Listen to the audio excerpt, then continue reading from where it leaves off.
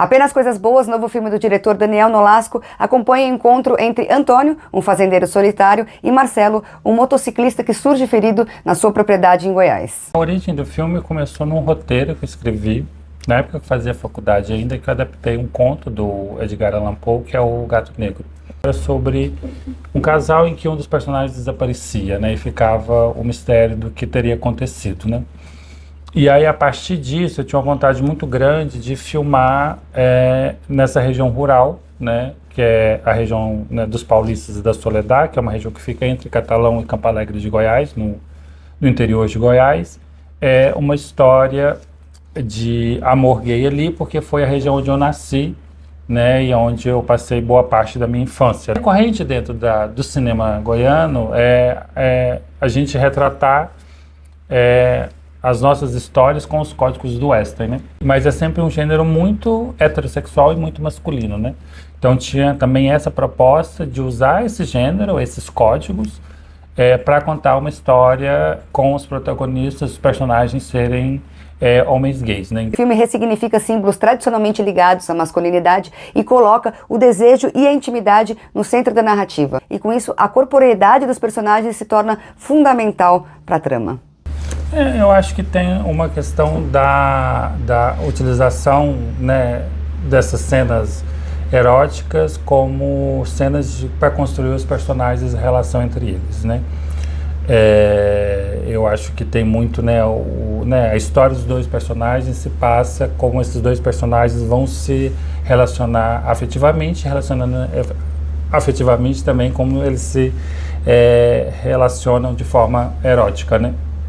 E uma coisa sobre essa questão de uma certa materialidade do desejo, isso é muito comum quando a gente pensa no cinema queer, né, e a gente pensa sobre, né, as representações do homoerotismo dentro da cultura queer, né? Eu acho que essa construção da relação desse casal, ela acontece de forma muito natural, quase instintiva, sabe? E eu acho que isso é talvez a maior beleza, né, das cenas de intimidade do filme. Eu acho que, e aí falando um pouco sobre o Antônio especificamente, ele é um personagem que segue muito o instinto, ele cuida dos bichos, ele tem essa coisa quase animalesca mesmo, né, nessa relação. Essa naturalização do toque, essa naturalização, né, desses corpos convivendo nesse espaço, né, das cenas de nudez, justamente porque eles estão ali sozinhos, né, nessa paisagem rural. Então, não sei se tem uma necessidade deles estarem, né, vestidos, eles estão só os dois ali. Então eu acho que a naturalização desse toque, a naturalização da construção desse afeto é o que traz também o romance, né, por trás das cenas de intimidade. A chegada do Marcelo, ela de certa forma ela catalisa, né, um instinto bem, sim, que já é muito inerente do Antônio, muito animalesco. Sim. E aí, a partir da chegada desse personagem, o universo do Antônio muda, é um ponto de inflexão. Ainda em relação sobre a questão do afeto, assim, ser mostrado de uma forma tão crua, que ao mesmo tempo é muito poética, assim, porque o Daniel e o Larry, a cinematografia deles é realmente muito, muito sensível, né? O olhar comunica muito, assim. Eu gosto muito da cena em que eles ficam pela primeira vez, porque eu tenho uma forte impressão de que o Marcelo realiza no Antônio aquilo que o Antônio gostaria de realizar no Marcelo. Como se o Marcelo, através do olhar do Antônio, decodificasse a interioridade dele e subsumisse dentro desse desejo. Porque, assim, foi muito tranquilo, assim, para gravar a cena, porque a gente sabia onde começar e a gente também sabia onde que iria terminar. Terminou e a gente não sabia que havia terminado, inclusive. E aí foi bacana, assim, porque a equipe era, de novo, muito reduzida, assim, tipo, todo mundo, assim, do vale, né? Então foi, assim, um ambiente muito seguro, assim, tranquilo pra gente, né? Tanto que andava de roupão, né, assim. Tá aí, gente, vocês vão conferir nos cinemas a partir de 25 de junho. Boa. Ai, gente, não vejo a hora de vocês irem no cinema. Aí depois vocês voltam aqui pra vocês entenderem aqui, que dá melhor ainda. Mas ainda, eu acho que o filme também é muito corajoso nesse sentido, né? Porque ele não segue, enfim, uma linearidade de uma certa maneira, né? Nem se obriga a, e também tampouco se obriga a explicar isso. Então, isso inevitavelmente convida o espectador a fazer a parte dele, que é refletir e entrar nessa jornada, né? Quebra sempre teve, mas ela inicialmente não era tão radical, né? Porque, e aí pensando, né, sobre o filme, eu achei que seria mais interessante se a gente também quebrasse esteticamente, né, narrativamente, né?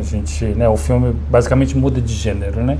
Quando a gente tem esse salto temporal, assim, né? De tudo isso que a gente conversou, eu acho que ele é um filme que ele desperta muitas coisas novas e ele segue também não vou chamar de tendência, porque eu nem espero que seja uma tendência realmente, eu espero que seja o futuro, assim, começar a oferecer novas possibilidades, né, enfim, de relações, de afeto, de tempo, de cinema, né, então, como que você espera que o filme bata nas telas, assim, no espectador, que novas discussões que você espera que o filme possa despertar? Uma coisa que é muito importante para mim, né, e que eu acho que eu sempre desejo, né, que as pessoas entendam quando assistam o filme, é essa questão da vivência de pessoas LGBTs fora dos grandes centros urbanos, assim. Porque é isso, né? Eu sou lá de Catalão, eu vivi lá até os 27 anos, antes de me mudar, e eu tive uma vivência lá, né? E eu senti, quando eu saí de lá e fui para um centro urbano, que eu fui para o Rio de Janeiro, que as pessoas do Rio que achavam que isso era impossível, né? Como se esses lugares do interior existisse uma certa impossibilidade de vivências, né? Eu espero que o filme resgate um pouco esse debate, sabe?